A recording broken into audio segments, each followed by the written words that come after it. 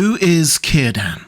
He appears right at the end of The Lord of the Rings to usher the ring-bearers to the Undying Lands aboard the White Ship, but his legacy and influence can be felt throughout the story, and throughout the history of the elves in Middle-earth. So, who is Cirdan? Hi everyone, this is Robert. Welcome to In Deep Geek. If you like theories, background, history and lore about The Lord of the Rings, A Song of Ice and Fire and The Witcher, then you've come to the right place. Welcome. It's easy to think of all elves as being impossibly old and wise, and of course they are, but there are some among them who even the elves consider old and wise, and in Middle-earth, chief among those is Cirdan. Cirdan was born with the name Noe in Middle-earth way back even before the Noldor and the Vanyar elves went to Valinor at the summons of the Valar. For context, this places him as much, much older than even, say, Galadriel, and thousands more years older than Elrond. His age by the time of The Lord of the Rings can be seen by the fact that he, very rarely for an elf, appears old and even has a long beard. Most elves seem ageless and are beardless, but not Cirdan. His hair is grey and his beard long. When he was much younger, though, he was among those first elves that the Valar invited westwards to live with them in the Undying Lands. Cirdan was one of the most keen. In fact, we're told that going to Valinor was his greatest desire. Remember that, because that is a really important point Tolkien drops in there about Cirdan. His greatest desire was to go to and experience the light of the Undying Lands. Not all of Cirdan's people, the Teleri, shared this desire. In fact, many of them stopped en route and settled instead in the lands they found along the way.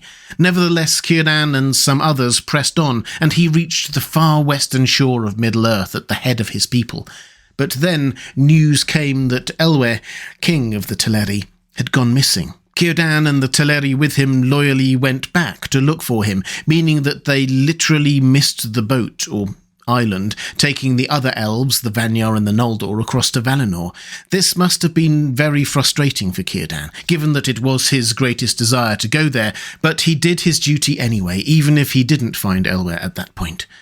And while he was waiting for the island to return and take the Teleri across, if this is new to you, by the way, yes, the Valar really did transport the elves across to the Undying Lands on an island. Cirdan took to building ships. Lots of ships. This is how he got his name, Cirdan, which literally means just shipwright.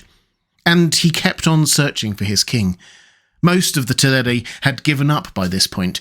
Elwë had been gone a long time, but out of love and obedience he kept on looking. And tragically, when he returned from another long search, he discovered that he had missed the second opportunity to go to Valinor. His people who had stayed on the shore and not looked for their king had gone without him. He was distraught and thought of getting into one of his ships and giving chase, but we're told that the Valar spoke to him in his heart and told him no. His ship would not be able to endure that voyage, nor would any other ship for many an age, but that one day he would build a ship that would be able to make the journey, and the story of that ship would be sung for long ages. Cirdan accepted this fate and was given a vision of a ship. We'll come back to that ship in a moment. Because Cirdan then, resigned to his fate, ruled over the Teleri left in Middle-earth who had not travelled to Valinor out of love for their missing Lord Elwë. These people became known as the Faladhrim, and for a long time lived a peaceful life on the western shore of Middle-earth, building ships, diving for pearls, and so on. It was not to last forever, though. Morgoth's return to Middle-earth, then the arrival of the Noldor, led to strife throughout the First Age, and the Faladhrim were almost all destroyed. Cirdan and his people fought bravely, coming to the rescue of their brethren with stealth attacks from the sea on more than one occasion, but Morgoth's army advance was relentless. When his realm and home at the Falas fell, Cirdan escaped to set up a new base on the Isle of Balar, managing to smuggle out with him a young Gil-galad, the future High King, and the two of them were at the heart of much of the resistance going forward, although by then the wise realised that the only hope of actually stopping Morgoth was if the Valar themselves intervened. Thingol, Cirdan's king, previously known as Elwë, commissioned Cirdan to build 7 ships to sail west, but they all faltered and failed. Then, finally, after becoming friends with Eärendil, he worked with him on another ship, and not just any ship, but the ship he had been shown in his vision by the Valar all that time ago. A ship that was capable of enduring the voyage to Valinor. We're not told if Cirdan hoped to sail in that boat with Eärendil. He surely must have at least thought about it, but events conspired once more to prevent that from happening. Eärendil set off in the ship Vingalot, seeking the help of the Valar when Cirdan was elsewhere. It was at this point, after Eärendil's successful plea to the Valar, that Cirdan was granted, we're told, foresight surpassing that of any of the elves. Perhaps this was an honour in recognition of his role and fortitude, or perhaps it was foresight on the part of the Valar themselves. Cirdan's wisdom would be needed in Middle-earth. Again, after the War of Wrath and defeat of Morgoth, the opportunity was there for elves to travel to Valinor, but this time Cirdan decided to stay back because of duty. He hadn't lost his desire to go, but he was wiser now and knew the role he had to play. The world was reshaped, but again Cirdan set up hope on the new westernmost shore with a small group of followers, to build ships and gaze westwards with longing. He established the Grey Havens, the start of the straight path. The world had been changed, and no longer could people hope to simply sail west and reach Valinor.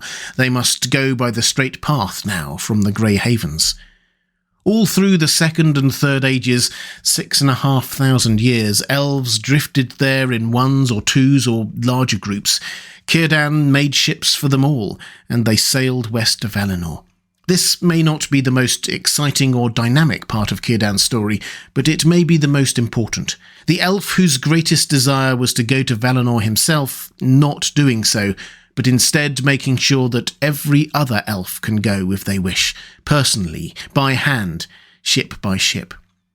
Not that Cirdan just sat by the seashore and ignored what was going on in the rest of Middle-earth all that time. On the contrary, he intervened in significant moments and with significant results, as you would expect from someone so far-sighted. For example, it was he who pioneered contact with the faithful Númenóreans in the Second Age, mentoring Aldarion, the eponymous mariner from The Mariner's Wife, the only full-length story Tolkien ever wrote about Númenor. He taught the Númenóreans to build great seafaring ships and seaside architecture, and although Númenor's doom was inevitable, they played an important role in helping save Middle-earth in the War of the Elves and Sauron. When the mysterious Anatar wandered Middle-earth, trying to entice people into accepting his gifts, Cirdan was one of those who counselled against it. His advice was, of course, ignored, but when Sauron revealed himself and invaded Eriador, Sauron did not dare attack Cirdan at the Grey Havens, we're told, because he had the support of the Númenóreans, support that Cirdan the Far-Sighted had engendered 1,000 years earlier by befriending Aldarion. Cirdan joined wars when he needed to as well. He was a part of the last alliance of elves and men that faced down Sauron at the end of the Second Age, and at the end of that war, it wasn't just Elrond that urged Isildur to destroy the ring rather than take it. Cirdan was the other person who did. In fact, to give him even more credit, much earlier he had counselled against the creation of the rings in the first place. During Arnor's many wars with Angmar, Cirdan repeatedly intervened, involving himself in battles, rescue missions, providing safe haven and much more, culminating in the Battle of Fornost, in which the Witch King was finally banished from the northwest of Middle-earth. Glorfindel often gets a lot of rightful credit in that battle, but Cirdan and his men were there too at the centre of the action. One often overlooked moment in the aftermath of that battle is that Cirdan took possession of what was known as the Elendil Stone, a palantir, and installed it in the Tower of Elostirion in the Grey Havens. The unique thing about that palantir was that it was unconnected to the other stones and only saw west, towards the Undying Lands.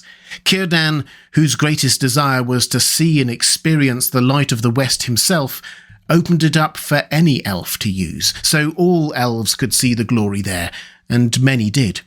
The elves Frodo and co run into while leaving the Shire were returning from just such a trip. Probably the most famous intervention Cirdan made, though, came around the year 1000 of the Third Age. The Valar sent the 5 Istari to Middle-earth disguised as old men by boat, so they arrived to be greeted by Cirdan at the Grey Havens. Only Cirdan apparently initially understood the truth of who these old men were and what their mission was. Back in the Second Age, Celebrimbor, the Great Smith, had given Cirdan the ring of power known as Narya for safekeeping. The other 2 he gave to Gil-galad and Galadriel. And now Cirdan gave it to Gandalf on his arrival in Middle-earth. We might take it for granted now, but this was an odd move by Cirdan. It was the greatest possession Cirdan had, so to give it away was notable in and of itself.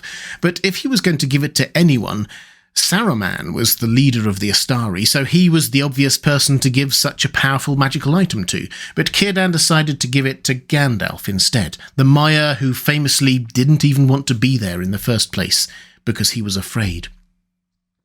Cirdan apparently looked deep into Gandalf's future and said this: "Take this ring, master, for your labours will be heavy, but it will support you in the weariness that you have taken upon yourself. For this is the ring of fire, and with it you may rekindle hearts in a world that grows chill.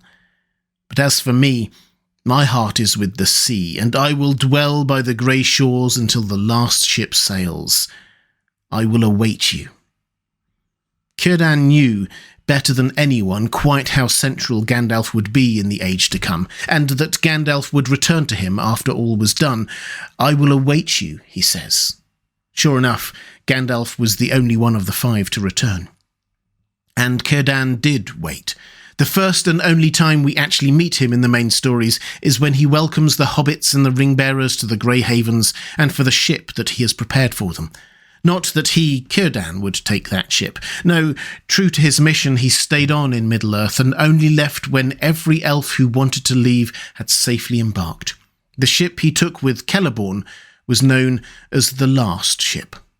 With him, the age of the elves in Middle-earth was truly gone. The last link or memory of the elder days departed.